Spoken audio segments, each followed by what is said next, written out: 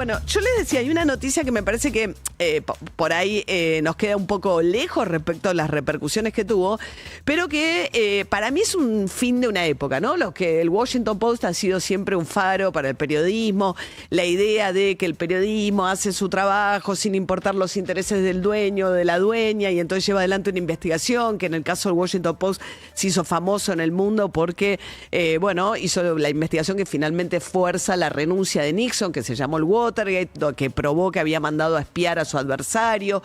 Eso generó varias películas del Washington. Una, Todos los hombres del presidente, con Robert Redford y Dustin Hoffman, que es como una clase magistral de periodismo en el cine. Y después también hizo una sobre la historia de la dueña, de Katharine Graham. The Pose, con Meryl Streep. Con Meryl Streep. Después estuvo otras que tienen que ver con el Boston Globe también, que ganó Mark Ruffalo por las denuncias de abusos de la iglesia. Pero quiero decir, es el clásico del periodismo político, porque además el Washington Post está en la capital de los Estados Unidos. Lo había comprado cuando estaba hace un tiempo medio mal de financieramente Jeff Bezos, el magnate de Amazon. Y durante algún tiempo convivió muy bien con la redacción, durante 8 años convivió muy bien. Hasta que, en esta nueva era de los magnates empoderados y trampistas, lo que decidió Jeff Bezos es que iba a meter mano en la redacción. Primero la metió en la sección de editoriales, dijo, solamente vamos a promover piezas que tengan que ver con la defensa de la libertad.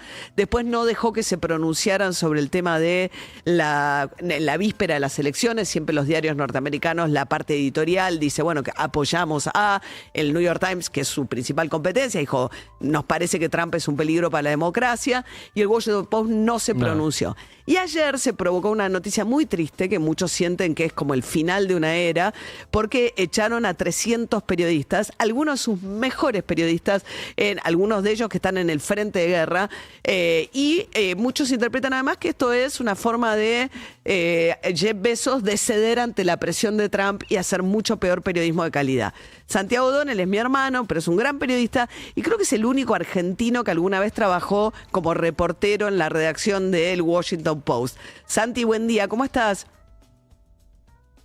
¿Qué tal, María? ¿Cómo andás? Bien. Me imagino que te entristeció la noticia, no hemos tenido tiempo de charlarla. Sí, la verdad que es muy duro porque, como decís vos, alcancé a vivir, te diría que el final de esa época de oro que fue en los principios de los 90, que todavía en ese momento el diario tenía como una especie de no sé si decir mecenas o benefactor, que era Warren Buffett, el famoso multimillonario, que era como un asesor ad honorem, y de vuelta, era una época, creo que los diarios en Estados Unidos y por ahí inclusive también en el resto del mundo, te diría que hay varios paralelismos con la Argentina, eran como que los dueños eran aristócratas que por ahí veían como, yo quiero hacer un gran diario, ¿no?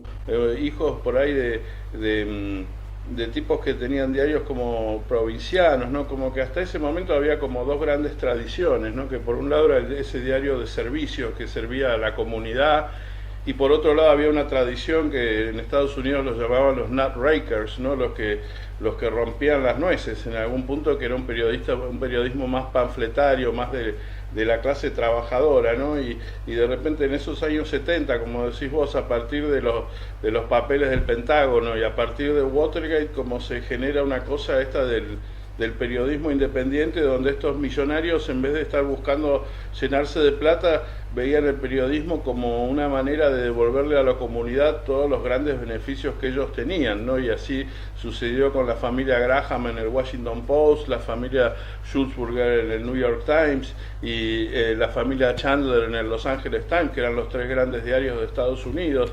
Acá en la Argentina, de vuelta, en esa época estaba todavía Jacobo Timerman, estaba Peralta Ramos en La Razón, estaba Mitre en La Nación, que con su ideología, con su forma de pensar, no era que usaban el diario para hacer un negocio, sino que pensaban que lo que ellos tenían que hacer era un gran diario, y como decís vos, muy distinto a esta nueva generación de empresarios y de empresas, ¿no? Por eso decía que termina esa época y de repente la mayoría de los diarios son vendidos a grandes corporaciones que a la vez son partes de grandes multimedios y grupos económicos, ¿no? En un momento, Santi, ¿no? En el que Trump está especialmente agresivo, ¿no? Porque le ha pedido, cuando aprueba determinadas fusiones, se mete en que no quiere más los late night shows, le ha hecho juicios multimillonarios a, algunos medios que han cedido a las presiones y le han pagado. Marty Baron, el secretario de redacción que convivió, pero él sí, bien al principio con Jeff Bezos del Washington Post, dice: repugnante esfuerzo de parte de Bezos para congraciarse con Trump. Interpretó así el despido. Sí, claro, bien. No, digo bien, claro, Martin Baron convivió 8 años y por supuesto mientras él estuvo, para él no había pasado nada, pero para mí ya había pasado inclusive antes, porque yo cuando me estoy yendo del Washington Post en el 90 y pico, ya el Washington Post adquiere como accionista a TRW, que era un fabricante de armas. Y me acuerdo que ya hubo un lío bárbaro en la redacción, que salimos un montón a quejarnos de eso, ¿no? Y inclusive ahí en ese momento había un periodismo de medios dentro del Washington Post que escribió un artículo contando cómo la redacción, por más que el diario aseguraba que tener de socio un fabricante de armas no iba a cambiar el diario, algo empezaba a cambiar. Y sí, me parece, pero como decís vos, que es un fenómeno por ahí mucho más grande, porque después entonces los grandes actores de Silicon Valley empiezan a comprar medios, claro, ¿no? Porque fíjate que Twitter lo compra Elon Musk, Odi Meyer, que es el fundador de eBay, empieza a hacer de Intercept, y ahí me parece que hay un tema de la lucha por la información, porque justamente los servicios de inteligencia de Estados Unidos empiezan a imponer condiciones que estos grupos tienen que cumplir, con cortes secretas que los ordenan entregar información y demás, y empiezan las grandes guerras informativas, ¿no? De las cuales, como bien vos decís, Trump y acá en la Argentina Milei la están llevando a un punto donde se convierte en una guerra contra el periodismo, ¿no? Pero ahí me parece que lo que está en juego es justamente quién controla la información, y hay como una especie de avanzada de los estados sobre la información que estos grandes unicornios empiezan a combatir justamente comprando medios y usándolos para lo que ellos quieren. En el caso del Washington Post, un tipo alineado con Trump, el CBS, por ejemplo, la cadena de televisión, total, que vos conocés muy bien, era la cadena que hacía 60 Minutes, aquel gran programa emblemático, que era un baluarte, digamos, del periodismo liberal. También pusieron una trumpista a cargo de la cadena de televisión, y también ha cambiado completamente. Ahí se metió, estaba el hijo de Ellison, ¿no? El de Oracle también. Entonces son los grandes magnates de Silicon Valley, que antes eran demócratas y que ahora se han hecho republicanos, Mark Zuckerberg y demás, comprando, o son dueños de grandes redes sociales que manejan la información, ahora compran los medios y los ponen muy al servicio de lo que le pide Trump, que le ha pedido desde plata hasta cambiar la programación, ¿no? Bueno, Amazon es Jeff Bezos, compró por $40 millones los derechos del documental de la mujer de Trump. Bueno, de Melania Trump. Lo que decían es: acabas de malgastar $40 millones en una película que nadie vio, para Amazon, ¿no? Para el Flow, ¿cómo se llama? El Prime Video. Prime Video. Te gastaste toda esa plata en hacer una propaganda malísima de Melania Trump, pero estás muy preocupado con la plata que perdés en el Washington Post. A mí me daba una pena. Ayer eran los corresponsales en el mundo entero del Washington Post, porque se echaron, claro, es muy caro mantener corresponsales, en China, en los frentes de guerra. Salió incluso Thomas Friedman, que es el gran corresponsal, el gran columnista de temas internacionales del New York Times, a lamentar, ¿no? Dicen, ¿cómo puede ser? Dice, son de los mejores periodistas que tenemos en el mundo, les está llegando un mail diciéndole que vuélvanse a sus casas, pues no tienen más el trabajo que tenían hasta ayer.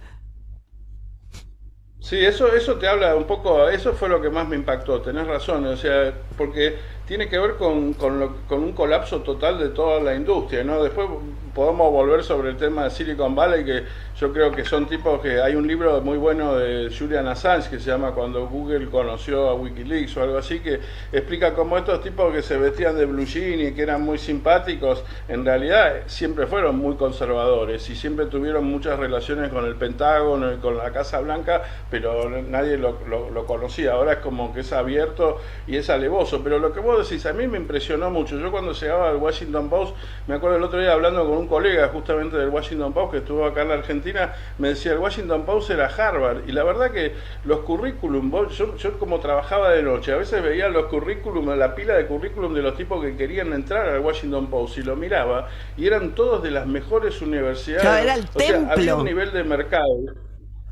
Sí, había un nivel de mercado ahí en el cual, si vos llegabas al Washington Post, al New York Times o al LA Times, estabas en la pila de una pirámide donde si no te iba bien en ese diario había 200 diarios que se morían por contratarte. O sea, ya llegar a ese lugar en un medio tan competitivo es muy difícil de pensar desde la Argentina, donde siempre hubo 2 o 3 diarios que si no trabajás para uno de esos medios...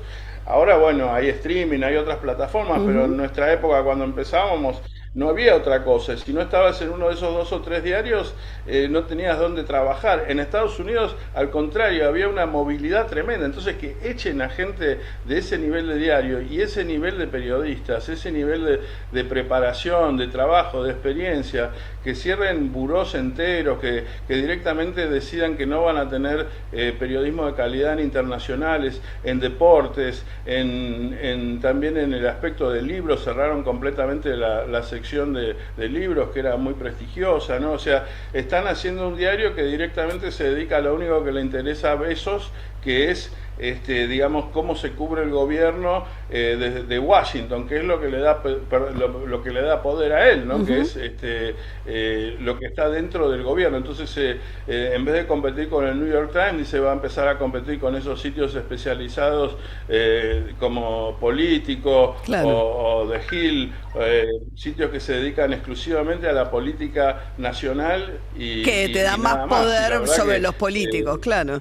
Bien, Santiago Donel es periodista, es escritor, acaba de publicar un libro muy interesante. Él cree que el periodismo nuevo, hablamos del que muere, que es el del Washington Post, el más tradicional, que lo mata su propio dueño, en este caso Jeff Bezos, el dueño de Amazon, de las filtraciones, del libro de filtraciones, es el último libro de Santiago, que trabajó, creo que es el único argentino que trabajó en la redacción haciendo notas de policiales en el Washington Post. Gracias, Santi, un abrazo grande. Gracias, María. Muy lindo recuerdo de cuando me fuiste a visitar a Washington Post, ¿no? Total. Y que recorrer la redacción y demás en esa época tan linda, ¿no? Sí, era como el templo del periodismo gráfico. Así que, bueno, gracias, Santi. Un beso grande. Hasta luego. No sé si vieron, en Estados Unidos están tomados por las filtraciones de Epstein, que son como una especie de mancha aceitosa que no para de crecer a pesar de que se conoce poquito. Y ayer era una conmoción en redes sociales. Save the Post, era salven al Post. Pero bueno, tuvieron además como se echa hoy, ¿no? Un Zoom y le dijeron, miren, vamos a hacer un ajuste muy grande, van a desaparecer casi todas nuestras corresponsalías, la sección deportes no existe más, la de libros probablemente no. Cuando termine este Zoom, donde está todo el mundo muteado, así hicieron recientemente en una empresa acá muy parecido, y le dice, cuando eso termine, y un diario hecho así también hace poquito, les va a llegar un mail que le va a decir. Entonces, si el que estaba afuera le llegaba al correo eliminado. Y el eliminado era como si fuese un reality, ¿viste? Como el Fire de Trump. Claro, claro. Y entonces, por ejemplo, aparecía una reportera, no sé qué frente de guerra, dificilísimo, estaba con la batería de un auto dándose luz y qué sé yo para poder transmitir, y como no podía estaba escribiendo a mano, y se saca una foto y dice, me acabo de enterar que me echaron. Y está en el medio de la nada, cubriendo un conflicto. Había una conmoción enorme ayer, porque bueno, representa el fin de una era y su propio dueño, Jeff Bezos, que está cada vez más cercano a Trump, además, enterrando una de las glorias del periodismo norteamericano, como es el Washington Post. Vean todos los hombres del presidente, por favor, quieren ver qué era estamos despidiendo, que era una era en la que la dueña, además en ese momento, voy a hacer una cortita vuelta de historia nomás, pero la dueña, Katharine Graham, hereda el Washington Post porque lo manejaba el marido. Ella una familia aristócrata de Washington y demás. Entonces, muy inesperadamente queda al frente del diario. Y muy tempranamente aparecen 2 reporteros muy jovencitos que acaban de llegar, que le dicen, che, tenemos al jefe de redacción, le dice, che, nos parece que tenemos una fuente muy buena, que garganta profunda. Le dice, porque no sabían el nombre, que nos dice que el propio presidente es el que mandó a espiar a los adversarios en un edificio que se llama el Watergate, por eso se llama el Watergate. Pues está frente al río en Washington. Entonces le dice... Y ella tiene una presión enorme de sus amigos, de su mundo. Le dice, te voy a sacar la licencia, te vas a quedar sin la licencia de radio. Y ella apuesta por el periodismo. Dice, no, si estos reporteros me dicen que es la verdad, vamos a avanzar. Luchando con todos los prejuicios que había también en la época, una mujer tomando decisiones en el diario más importante. Entonces Katharine Graham dice, voy, y pone su deber cívico de alguna manera por encima de sus intereses económicos. Pasan las décadas y tenés a Jeff Bezos haciendo exactamente lo contrario, destrozando el Washington Post. 10 minutos para las 8 de la mañana. Somos la radio que ves. Urbana Play 104.3.